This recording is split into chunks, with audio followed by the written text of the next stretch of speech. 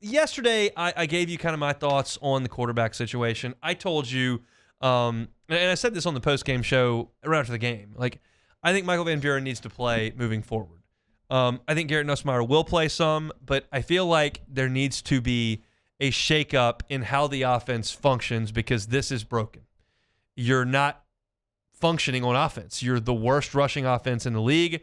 You cannot crack 24 points in a league game. Like, something's got to change. And you might have thought, hey, okay, new play caller, new thoughts on the offensive line, week off, like this, healthy Aaron Anderson, like they'll find something. And they didn't. So something's got to change. And you've got to make a look at Michael Van Buren.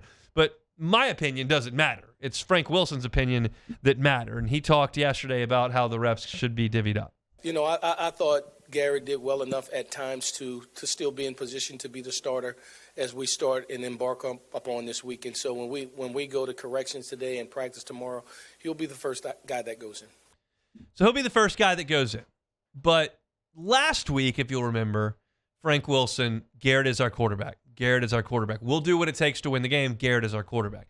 And you hear now a little bit less of a commitment. And that makes a lot of sense. So we fully expect that Garrett Nussmeier will be the starting quarterback on Saturday. But how much is Michael Van Buren going to be used? We asked Glenn West in the first hour.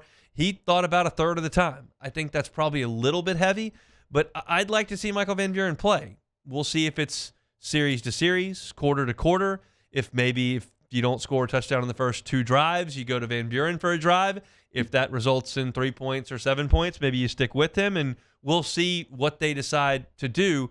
But the door is very much open, obviously, now for Michael Van Buren to step in and get some reps. Just how many, we can't know. Now, Michael Cobble from WBRZ asked Frank Wilson, like, is there a benefit to going to a different quarterback mid-series? We're not out on anything. Again, I think if you look at body of work and you isolate it, that's good. That was good.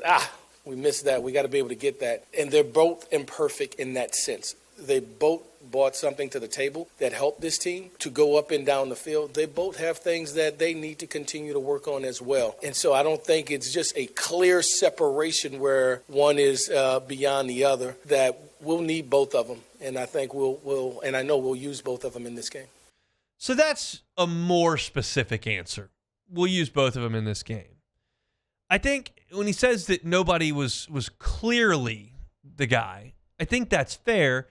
I also would suggest that clearly with Garrett Nussmeier out there, you're struggling to score.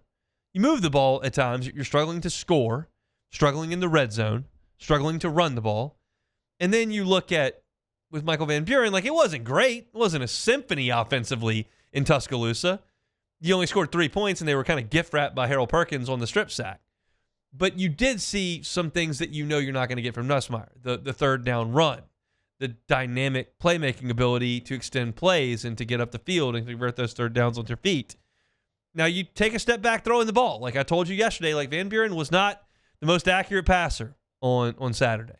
But you now are realizing that you don't have a perfect option. And that's what Frank Wilson said. They're both imperfect.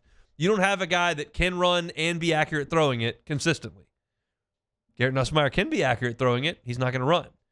Michael Van Buren can run. The accuracy, maybe not there. So, yeah, I think that you're going to see both of them, but I would suggest you need to see a significant amount of Van Buren. And then the question was asked, Frank, like, what does that mobile aspect give your offense? It makes them account for him, and that you have to keep integrity of your rush lanes as a defensive line in pursuit. I think it makes you have another defender account for him if he does get through the first level, if you will. Because if not, then it becomes a tremendous gain, a huge gain, opposed to that person being in coverage. And so I think there's tremendous validity into having a guy that can extend plays with his legs or even have direct quarterback design runs that they have to account for. Here's what I think. I think entering the Bama game, you gave Garrett the reps. He's the starting quarterback. He's going to be the guy. Van Buren gets some second-team reps. He kind of knows what his role is, but that's the deal. Now you've opened Pandora's box toward the opportunity for Van Buren to play. Like, that Band-Aid got ripped off in the second half. Like, we'll go to him. So now I think the approach in practice this week for this game on Saturday starts to be, okay, we have plans for both quarterbacks to play. Not like we're willing to put one guy in, like it's going to happen. So the game plan now for LSU in practice involves reps for Garrett Nussmeier with the ones and reps for Michael Van Buren with ones. I think that is now a shift in mentality with this offense that's not, if we need to, we can do that. It's here's how we're entering the game.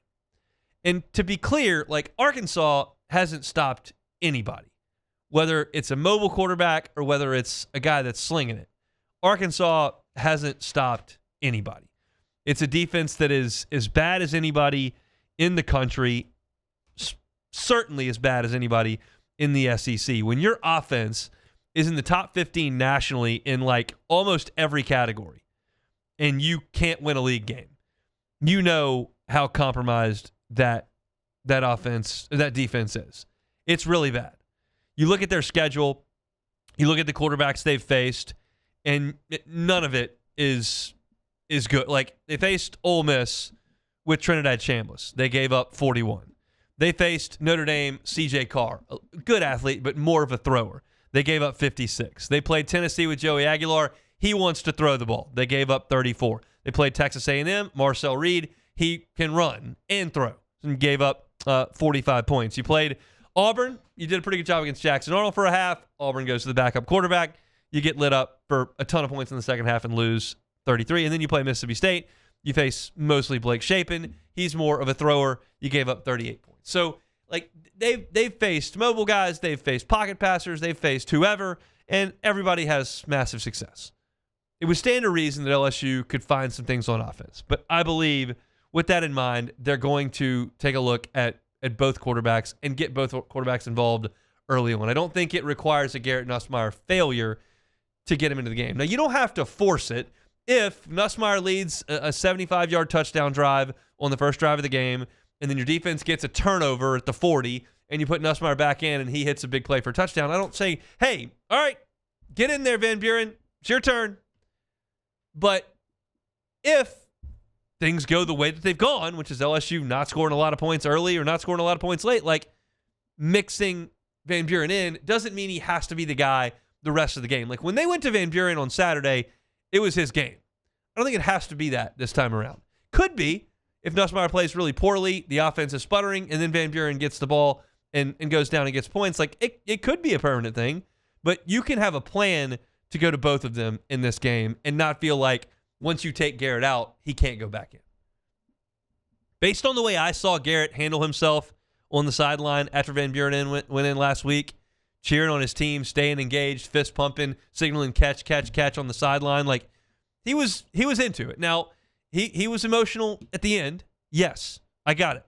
And I know that some people are going to take that and run with it because you're out on Garrett.